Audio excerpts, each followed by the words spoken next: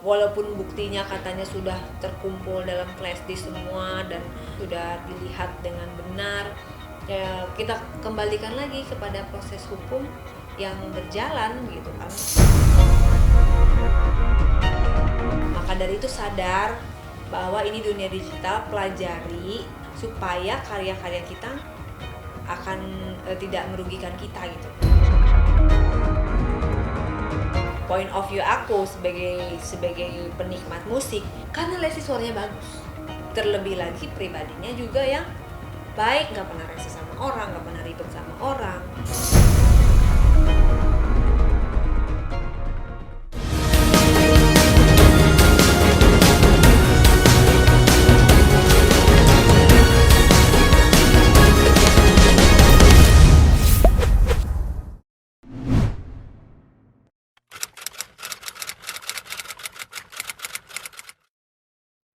Pencipta lagu itu punya hak ekonomis gitu kan.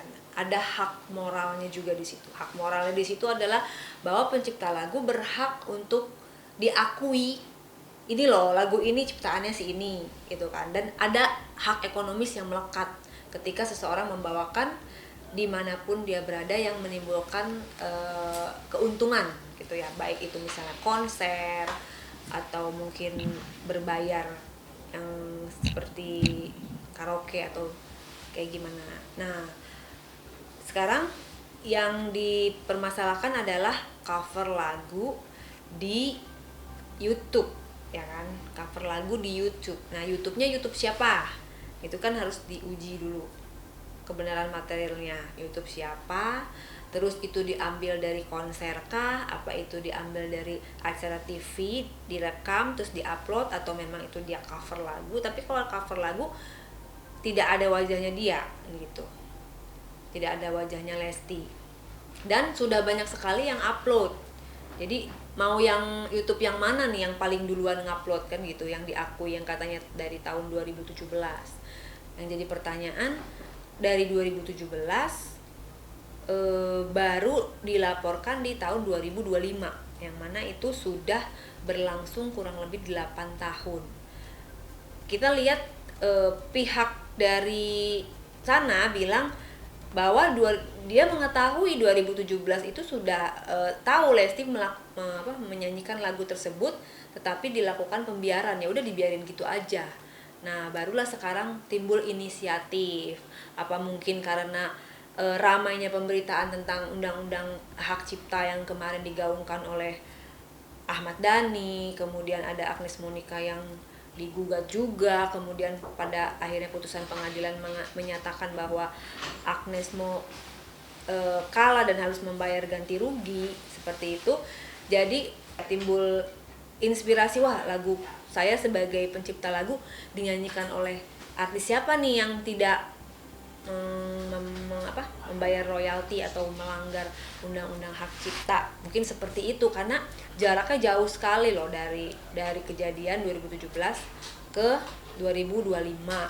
Menurut statement dari pengacaranya itu kan dari pihak sana sendiri sudah berstatement bahwa sebenarnya ingin jawaban katanya. Nah, sangat disayangkan kalau memang ingin jawaban sampai ke laporan polisi seperti itu. Katanya sudah disomasi tapi tidak ada jawaban gitu ya. Menurut saya masih ada hal lain bisa dilakukan, misalnya surat terbuka di media misalnya. Kalau memang disomasi itu tidak berdampak atau tidak direspon, yang katanya direspon tapi jawabannya salah alamat gitu. Karena gini, ini jadi apa ya, kalau saya point of view dari sebagai public figure gitu ya, jadi kayak takut gitu untuk menyanyikan lagu. Kita kalau misalnya datang ke acara nikahan terus kita nyanyi gitu ya, disodorin kayak di dadakan gitu nyanyi, terus kita di videoin sama orang-orang, diupload lah video itu ke YouTube, akhirnya viral, padahal kita tidak mendapatkan keuntungan. Nah, terus kalau kayak gitu siapa yang harus dipersalahkan? Apakah akun YouTube-nya itu dilaporkan, ataukah penyelenggara yang punya kawinannya itu dilaporkan, atau seperti apa? Jadi kayak apalagi kita sekarang melek sama sosial media. Bentar-bentar kita karaoke di TikTok atau cover lagu di YouTube. Jadi ngeri-ngeri sedap nih. Sebenarnya kita tuh harus bayarnya sama dibayarin udah sama penyelenggara, atau kita tuh harus bayar ke pencipta lagu gitu loh. Nah, ini undang-undang ini yang masih tafsirnya tuh masih belum secara detail ya. Kalau aku sebagai netizen, sebagai masyarakat, sebagai public figure juga, sebagai dunia entertainer lah, penghibur, kan kita kan menyanyikan lagu itu kan ingin menghibur gitu loh, ingin menghibur orang lain gitu loh, maksudnya seneng. Dan harusnya pencipta lagu juga bangga gitu ya lagunya dibawakan oleh penyanyi papan atas. Jadi harusnya seperti apa sih? Jadi harus ada kejelasan. Apakah kita harus datang ke Mahkamah Konstitusi untuk menanyakan bagaimana sih tafsir yang benar? Tolong fikskan, tolong kasih batasan. Kalau memang harus harus kasih ke pencipta lagu dari penyanyinya atau dari penyelenggaranya. Dan juga kan ada polemik kisruh LMKN itu sudah kayak menarik royalti gitu ya, yang nanti untuk disalurkan kepada pencipta lagu. Nah, di sini saja kita melihat banyak pencipta lagu yang mohon maaf gitu ya, kurangnya sejahtera. Apakah ini kurangnya peran dari LMKN tersebut, kok bisa ada ketimpangan atau kesenjangan gitu ya antara si artis dengan si pencipta lagu? Apakah belum tersalurkan dengan baik, atau belum terinformasikan dengan baik, belum teredukasi dengan baik? Apa memang kerjanya kurang maksimal gitu loh? Kok bisa sampai ada kesalahpahaman atau miskomunikasi seperti ini yang berujung ke melaporkan gitu, pelaporan polisi gitu kan. Kita sudah melihat udah ada nih yang melakukan gugatan, udah ada juga yang melakukan laporan polisi, udah ada juga yang berbicara sebagai musisi dan juga anggota dewan gitu. Jadi benar-benar harus harus disamakan persepsinya, harus tafsir undang-undangnya juga harus jelas, dan peran LMKN sendiri harus all out, harus maksimal gitu, karena banyak sekali penyanyi dan pencipta lagu ini di Indonesia gitu kan. Indonesia kan memang jiwa seninya tinggi, jadi itu harus menjadi perhatian.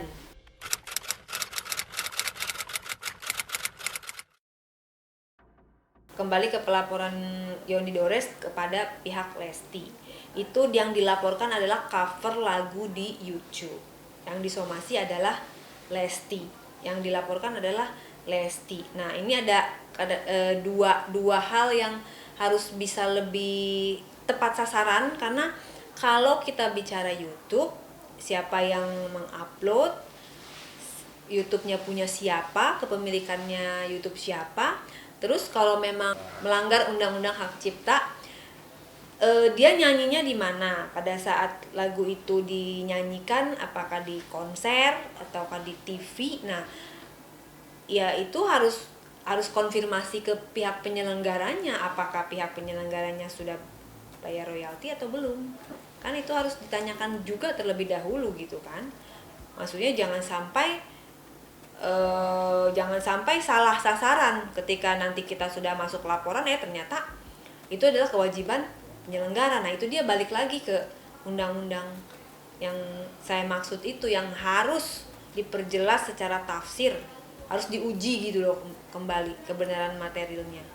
Iya, artinya di sini kalau cover itu kan biasanya dia menyanyi, kemudian dia mengupload, kemudian memang dipertontonkan seperti itu dengan sengaja gitu ya. Kalau di sini kan tidak ada wajah ya, setahu saya tidak ada wajahnya Lesti di dalam video tersebut gitu, karena itu pun yang mengupload bukan Lesti gitu. Akun yang katanya itu akun fansnya Lesti, yang kita nggak tahu itu siapa, main upload aja, dan itu sudah terupload oleh banyak YouTube. Jadi kita juga bingung yang mana yang duluan, yang mana yang walaupun buktinya katanya sudah terkumpul dalam flash disk semua dan sudah sudah dilihat dengan benar, ya kita kembalikan lagi kepada proses hukum yang berjalan gitu kan, sesuai dengan jawaban dari pihak Lesti. Pengacaranya Lesti kan sudah bersurat tuh, sudah memberikan surat terbuka juga jawaban dari pelaporan tersebut, bahwa poinnya adalah yang pertama menghormati terhadap pelaporan tersebut dan menunggu proses hukum yang ada, dan juga kita sama-sama harus menjunjung tinggi asas praduga tak bersalah gitu kan. Sebelum ada putusan pengadilan, maka ya kita sama-sama tunggu seperti itu. Cuman kalau menurut saya ini hal yang bisa dibicarakan secara kekeluargaan, musyawarah mufakat, atau kita bisa melakukan restoratif justice, yaitu pemulihan kedua belah pihak supaya bisa ada jalan titik terang atau berdamai agar tidak berlanjut gitu. Karena dari pihak sana juga bilang katanya hanya ingin mendengar jawaban, menanyakan jawabannya seperti apa, tidak ada respon maka masuklah pelaporan. Artinya tidak ada niat sampai pelaporan gitu sampai sejauh ini. Ya berarti kalau bisa dibicarakan dengan baik ya kenapa enggak gitu, daripada berlarut-larut akhirnya jadi pihak Lesti juga seharusnya sih nggak perlu yang terlalu kalau menurut aku, kalau aku jadi Lesti aku cukup pengacaraku aja yang yang menghadapi gitu loh, karena kan ini masalah yang sangat kecil ya gitu ya, karena bisa dibicarakan gitu, nggak harus sampai sejauh pelaporan polisi.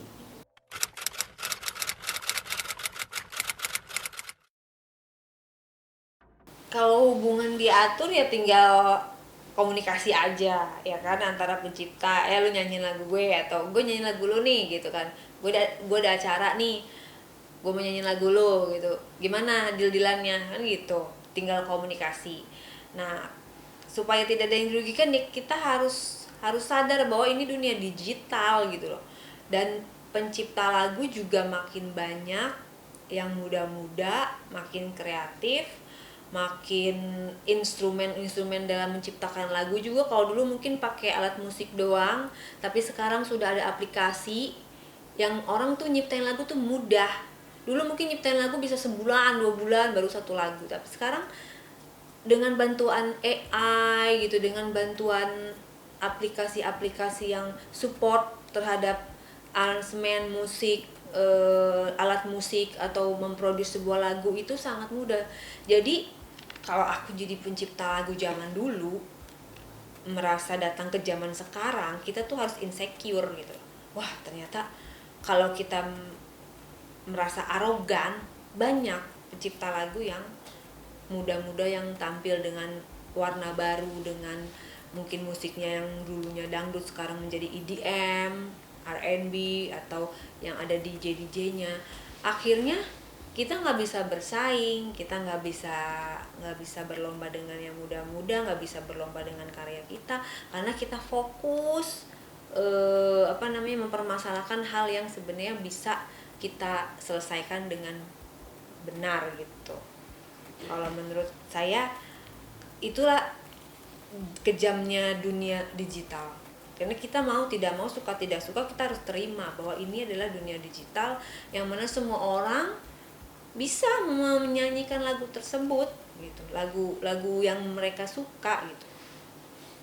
Akhirnya ya salahnya di mana? Jadi akhirnya kalau itu saja dipermasalahkan, akhirnya kita jadi takut untuk nyanyi apapun dimanapun. Karena kan kalau penyanyi itu kan artis, maksudnya memang seorang artis. Ketika dia menyanyikan lagu, ketika misalnya Lesti deh, pihak sana bilang Lesti kalau nggak nyanyi lagu itu dia tidak terkenal gitu loh. Point of view aku sebagai penikmat musik, karena Lesti suaranya bagus, karena Lesti suaranya merdu dan beda dari penyanyi-penyanyi kebanyakan, makanya dia menonjol. Lagu apapun yang dibawakan oleh dia akan terlihat enak, akan terlihat berbeda versinya dia. Maka dari itu lakunya dia di industri musik atau dunia entertainment, karena pembawaannya dia dalam sebuah lagu tuh kayak kawin gitu dengan lagunya, sehingga orang tuh berhasil gitu menikmati alunan lagunya setiap dia bawakan. Maka setiap acara-acara di TV ratingnya selalu bagus, setiap konser tiketnya selalu sold out ya, karena dia worth it untuk mendapatkan itu. Terlebih lagi pribadinya juga yang baik, nggak pernah rese sama orang, nggak pernah ribet sama orang, berperilaku baik, keluarganya sekarang bahagia gitu loh, udah lengkap, kaya raya pula gitu. Ya memang artis seperti itu, menyanyikan lagu dibayar dia mungkin ada yang ratusan juta, ya itu memang fakta gitu loh. Memang fakta bahwa selebritis itu memang bayarannya mahal. Pencipta lagu pun bisa kaya, tapi kalau saran saya kalau mau lebih cepat, menciptakan lagu plus menjadi penyanyi. Oke. Ya kan? Ya. Tapi jadi nggak apa namanya? Jadi nggak fair sih sebenarnya, karena ya karena simbiosis mutualisme tadi. Iya, tapi gitu. belum tentu, karena kan nyiptain misalnya satu lagu, kalau kita bilang itu satu lagu, tapi kalau pencipta lagu itu menciptakan banyak lagu dinyanyikan oleh penyanyi-penyanyi papan atas, tinggal dikali-kali aja itu berapa. Itu juga bisa kok, tergantung dari sudut berapa banyak lagu yang dia ciptakan dan seberapa kualitas lagu yang dia ciptakan. Karena kan dia ciptakan banyak lagu, nggak semuanya booming. Nah berarti kan ada yang salah nih dari hasil karyanya. Kalau memang diciptakan 100 lagu, 100-100-nya booming, wah berarti dia tinggal memanen hasil jerih payahnya dia.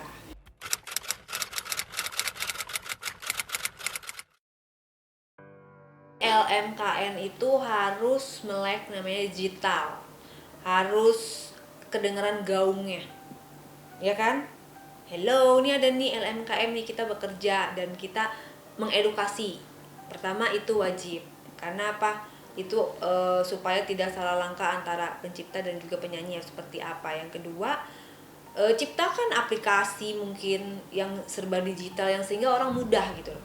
Dan mengingatkan para pencipta lagunya untuk menghak patenkan lagu tersebut ke dalam haki gitu kan, hak kekayaan intelektual.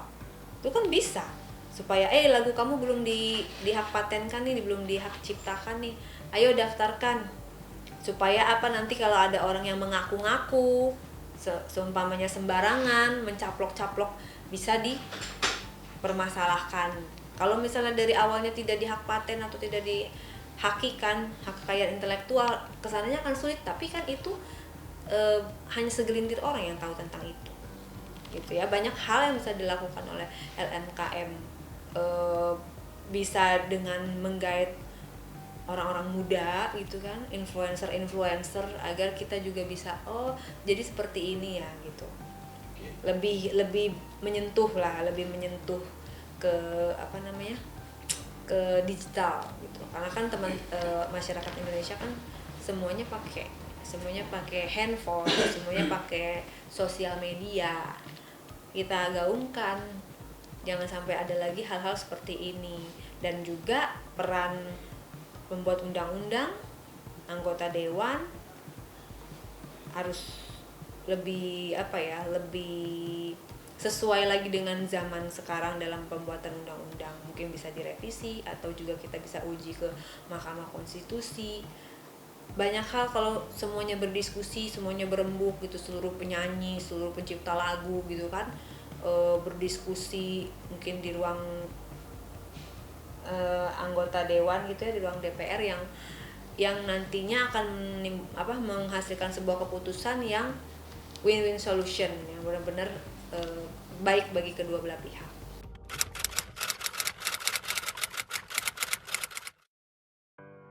Sarannya bagi pencipta lagu ya, begitu dia nyanyikan lagu, begitu dia ciptakan lagu, dia nyanyikan, dia upload, dia klaim gitu ya, dia mention bahwa ini lagunya, dan seluruh Indonesia atau dunia tahu bahwa itu dia yang menyanyikan, dia yang menciptakan. Maka ketika nanti ada orang yang cover, ketika nanti ada orang yang menyanyi atau menggunakan lagu tersebut, akan kedetek originalitas sama YouTube, karena YouTube itu cara membacanya masih kayak by waktu, siapa yang upload duluan itulah yang akan kedetek wah original gitu. Jadi gayanya masih seperti itu, walaupun misalnya kita pencipta lagu asli tapi kita tidak klaim di YouTube seperti itu, ternyata ada orang lain. Nah pas kita upload padahal kita pencipta aslinya tapi kita telat, nah malah kita yang akan di ban karena YouTube-nya merasa kamu mengcopy si ini.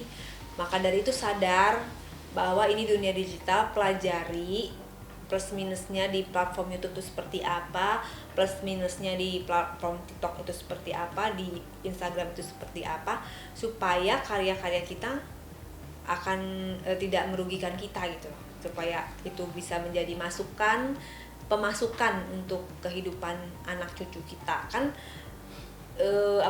pencipta lagu itu walaupun orangnya sudah meninggal kan itu royalti bisa masuk ke anak-anaknya juga, warisan gitu loh, legacy.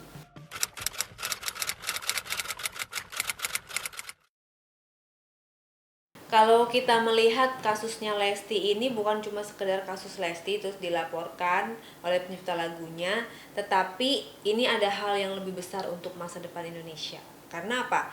Ada peluang kalau kita berkaca ke Korea, dia bisa berkembang, bisa hidup, bahkan bisa mendunia dari drakornya, dari seriesnya, dari filmnya, bahkan bisa mengalahkan box office Amerika. Nah berarti kalau misalnya Indonesia ternyata banyak juga musisi-musisi, pencipta lagu, penyanyi, diva-diva yang mungkin nanti bisa go internasional atau melalui platform digital bisa mendunia, itu kan mungkin bisa jadi pemasukan untuk negara ini gitu. Kalau YouTube sendiri kan memang sudah ada pajaknya.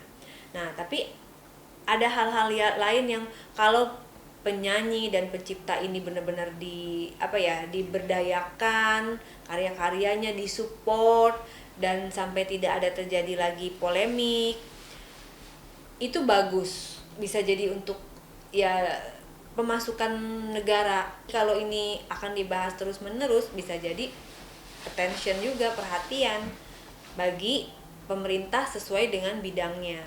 Misalnya anggota dewan komisi berapa yang mengurusi seni dan budaya seperti itu, atau Kementerian Kebudayaan dan lain-lain, itu bisa kita mention, kita senggol, kita announce gitu bahwa ini harus ada turun nih dari sisi pemerintah, harus melek sama digital, harus perhatian nggak hanya terhadap hal-hal yang pokok, tetapi ternyata zaman sekarang ini kebutuhan pokoknya nggak cuman hal-hal yang urgent, hal-hal yang kayak pangan, pendidikan, makan, apa segala macam, tapi musik juga itu udah kebutuhannya untuk mental health setiap orang, karena musik itu bisa bikin happy, bisa bikin orang jadi fresh lagi otaknya, bisa mikir lagi, itu kebutuhan juga gitu, imun untuk vitamin untuk jiwa kita juga gitu. Jadi kita harus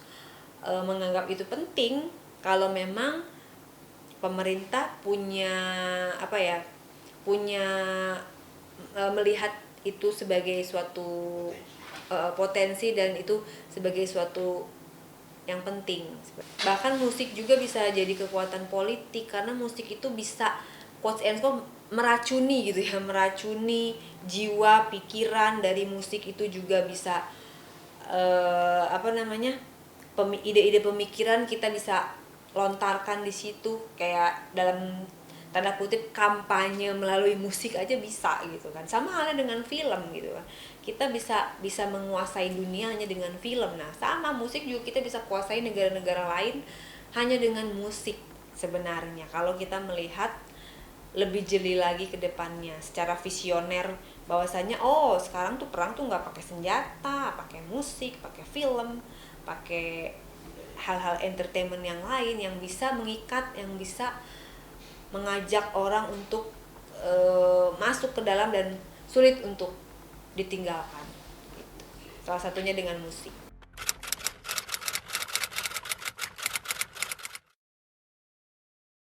Untuk masyarakat Indonesia dan juga para selebritis, artis-artis, dunia hiburan, ini kan penuh dengan gemerlap. Tapi kalau misalnya kita tidak isi dengan pengetahuan hukum, itu nanti kita bisa salah-salah langkah, salah-salah jalan.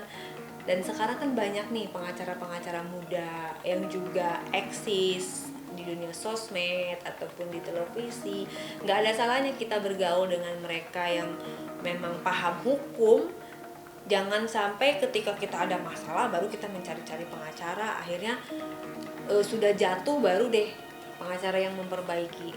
Kalau kita udah punya teman pengacara atau kita bergaul dengan pengacara, minimal apa yang kita lakukan kita bisa sharing dulu sama mereka sebelum terjadi sesuatu yang tidak diinginkan. Artinya kita melakukan tindakan preventif seperti itu, dan itu ada bagusnya. Maksudnya kita beruntung kalau kita bergaul dengan sesama pengacara seperti saya gitu ya, ada di perkumpulan advokat Indonesia. Jadi yang dibahas itu apapun yang terjadi di dunia ini ataupun yang lagi marak, itu pasti kita akan kaitkan dengan dasar hukumnya apa ya gitu, atau pernah kejadian nggak sebelumnya gitu loh. Kalau kayak gini biasanya seperti apa? Jadi diskusi yang, karena apa? Kehidupan ini pasti berkaitan sama aturan gitu loh. Dimanapun kita berada ada aturan, yang mana itu harus ditegakkan, itu harus dipatuhi. Ketika kita melanggar, kita kena gitu. Mau kita di rumah juga ada aturan, mau kita di sekolah ada aturan, mau kita di dunia entertainment juga ada aturan, mau kita di tempat pekerjaan juga ada aturan. Karena ini di dunia ini diduduki oleh banyak sekali penduduk gitu. Saling makhluk sosial yang saling bersentuhan, saling berhubungan, saling mempunyai banyak kepentingan. Maka kepentingan yang satu tidak boleh bersinggungan dengan kepentingan yang lain. Kalau sudah bersinggungan akan terjadi konflik. Nah, itulah makanya gunanya kita bergaul dengan pengacara atau belajar hukum, mengerti hukum, itu sangat berguna sekali. Jadi saran saya, walaupun kita selebritis, tidak ada salahnya kita belajar hukum dan juga menjadi pengacara atau bergaul dengan pengacara seperti itu. Kalau kita berkaca sama terjadinya pelaporan tersebut, ya kita harus mengetahui lebih dalam lagi sebenarnya undang-undangnya seperti apa sih. Ya, kita belajar hukum lagi. Kemudian juga kita membina hubungan yang baik lah. Kalau kita penyanyi, kita bina hubungan baik dengan pencipta lagunya, seperti itu. Dan kalau kita pencipta lagu, apa yang harus kita lakukan supaya lagu kita itu tidak disalahgunakan oleh orang lain. Nah, kita harus pagari. Kalau misalnya kita harus hak paten hakiin, ya kita hakiin buru-buru. Begitu pula juga di YouTube seperti itu. Jadi ambil ancang-ancang masing-masing. Dari sisi pencipta harus gercep, dari sisi penyanyi juga harus mengerti dan memahami aturan yang ada gitu. Ya, dari pemerintah juga harus mensupport gitu ya, sumber daya manusianya yang berkarya tersebut ya harus saling menyambut gitu, harus saling menyambut dunia yang baru ini, dunia digital ini.